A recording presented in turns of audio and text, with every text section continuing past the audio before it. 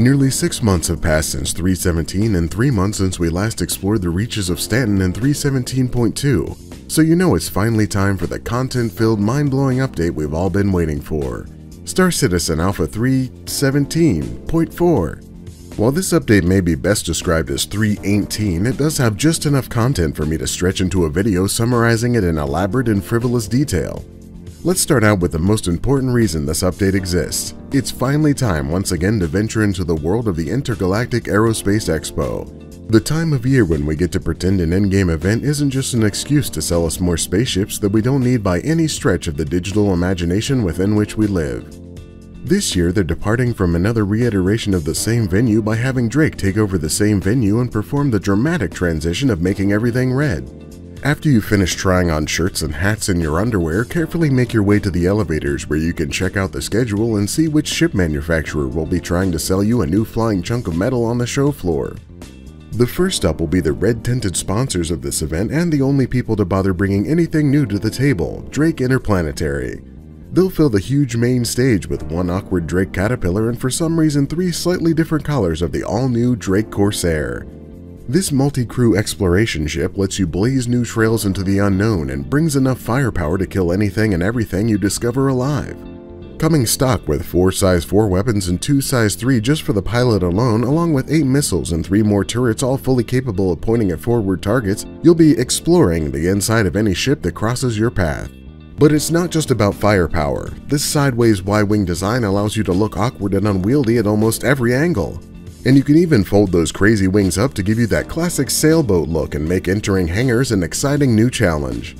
Inside you'll find a cargo bay with ample room for 72 SCU of important exploration boxes or vehicles, as well as giant floodlights you can use to blind tailgaters.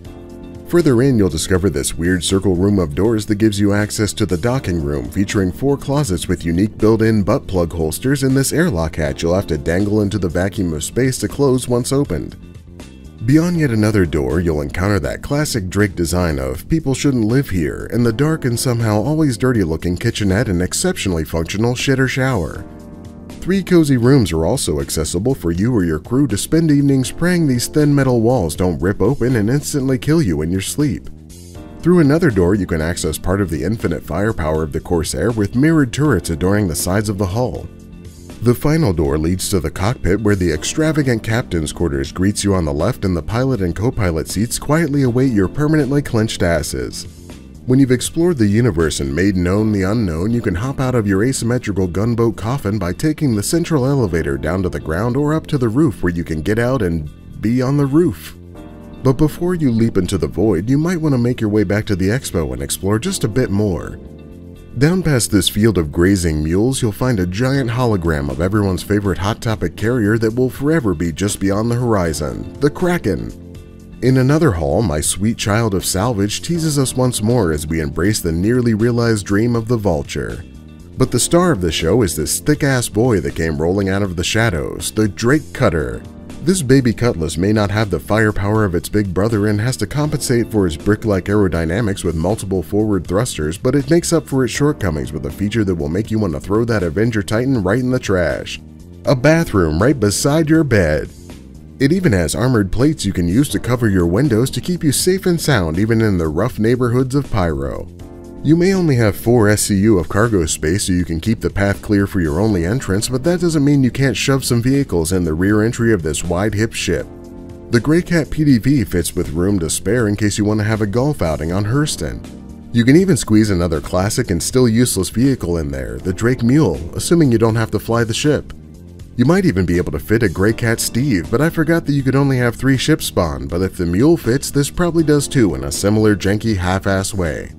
You may be wondering, who is this Greycat Steve and why am I trying to shove him in my chubby ship? Well, this is the all-new Power Wheels version of the Tumbril Cyclone, ready to fit in smaller ships and let you haul ass another person and a couple of boxes with the wind in your hair and frigid temperatures slowly killing you. Star Citizen Alpha 3.17.4, the update that explores this game's richest pastime, looking at spaceships you can't afford. If you'd like to see more information about previous updates in an almost informative way, check out my other Star Citizen videos here.